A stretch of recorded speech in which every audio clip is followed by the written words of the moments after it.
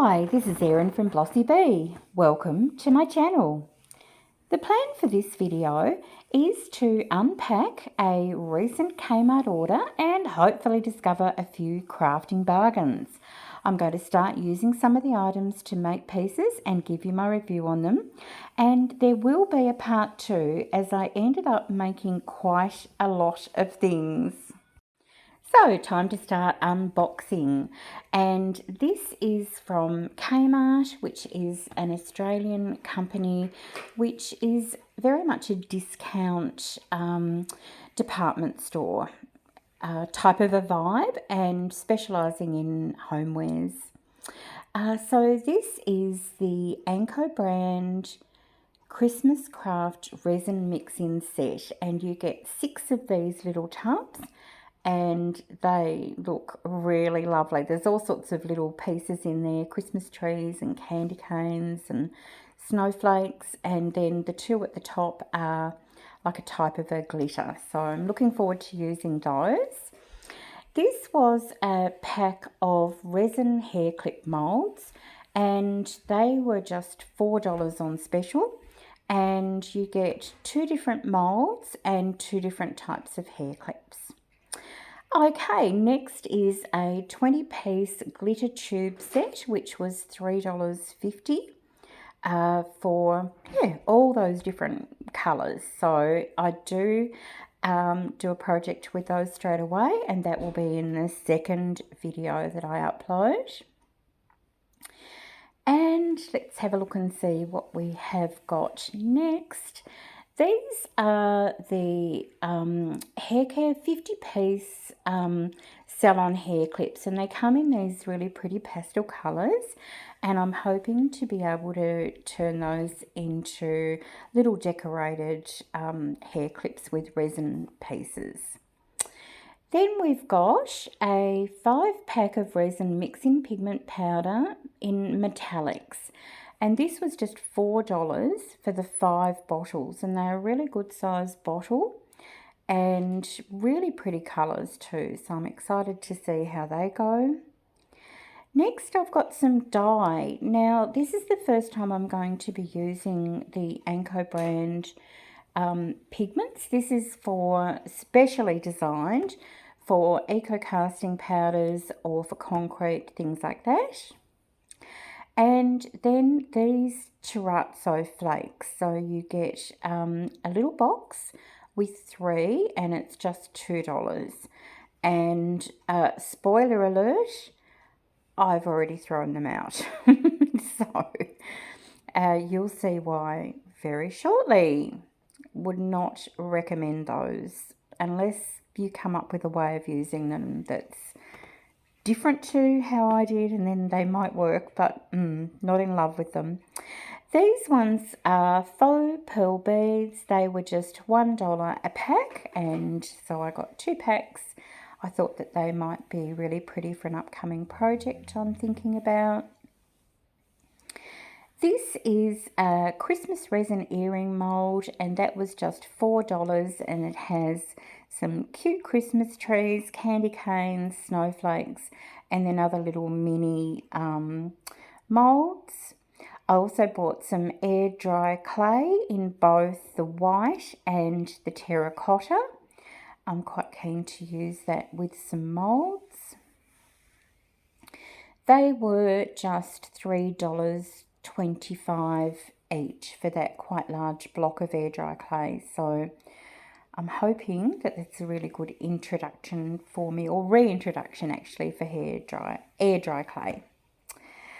Okay, so time to get started with the first project.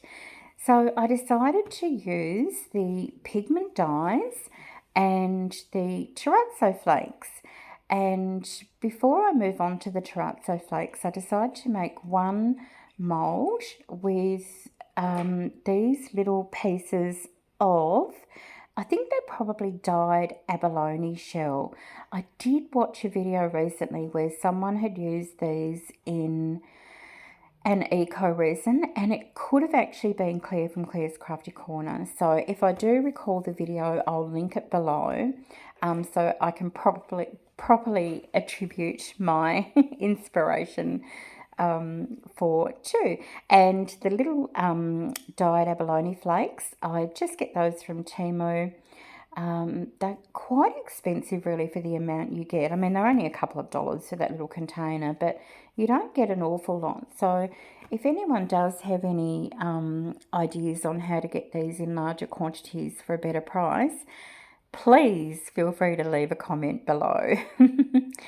Okay, so I'm going to go ahead now and add the liquid pigment dyes to the water first. Now I'm doing it this way as a bit of an experiment. I normally go back the front the other way, put the powder in first and then the water. I just wanted to see if this makes a difference at all.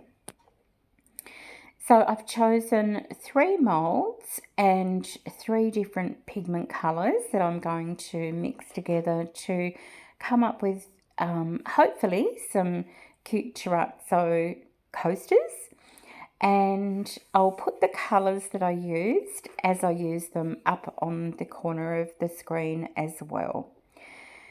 So it's just a matter of mixing the water with the powder, and I'm using AR400, which is an acrylic resin, an eco casting compound that I purchased from Harry and Wilma, and it is a 3:1 ratio with 3 parts powder to 1 part tap water, and I've always had great success with this.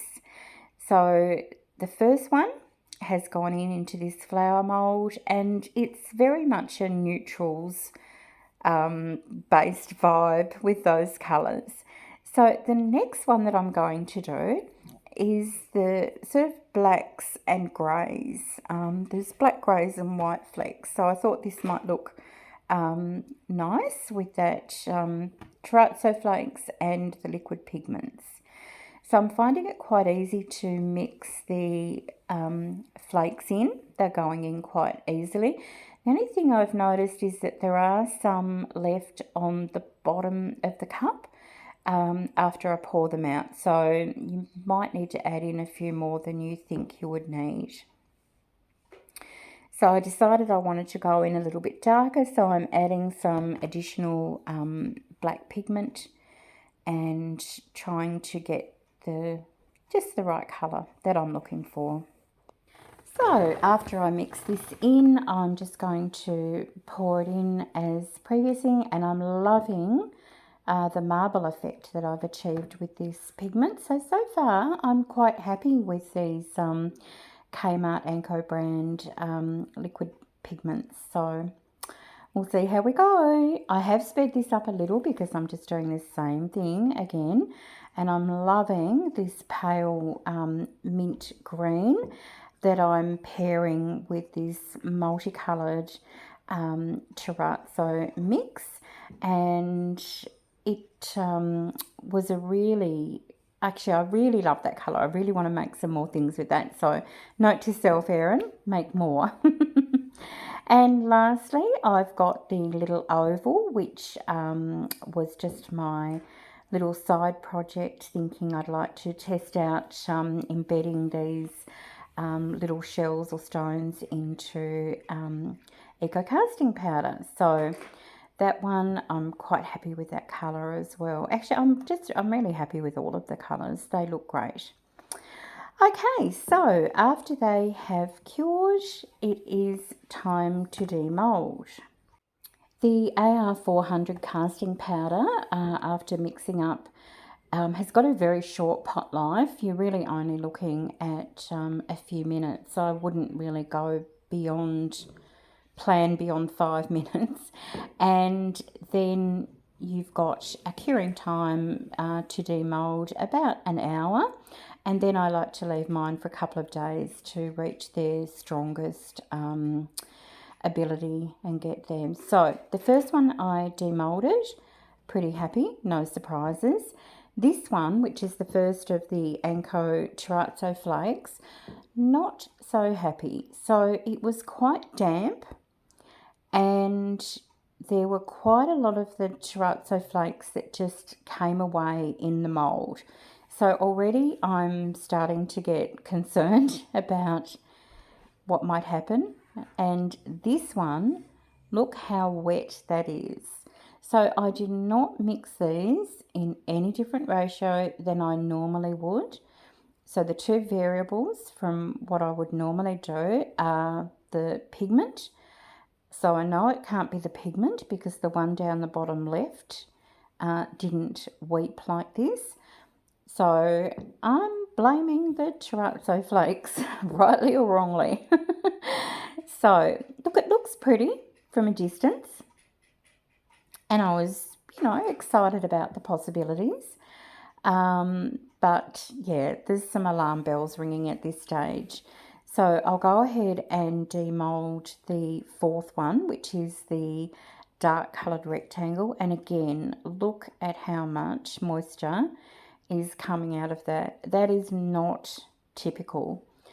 The powder mixed up does not normally, I'm not sure if it's like a sweat from the material.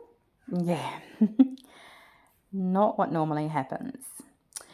So I'm checking those at the same time just to see if they're actually dripping onto the table. That's how worried I was about those pieces. Onto my nice tea expert leveling table. Okay, so let's have a look at this one when we demold. And again, I can see straight away that the mould is wet and that there are those terrazzo flakes on it. It looks quite pretty and don't have a problem with that so far. And I'm liking the pigments, but I am very concerned about the strength and the quality given how much water has come out of them. So I set these pieces aside to fully cure. I ended up leaving them for around about 5 days actually, and now I'm going in with Buan Nicole Sealer Wax and giving that a rub over. I have given these a quick sand too, which I didn't film, apologies.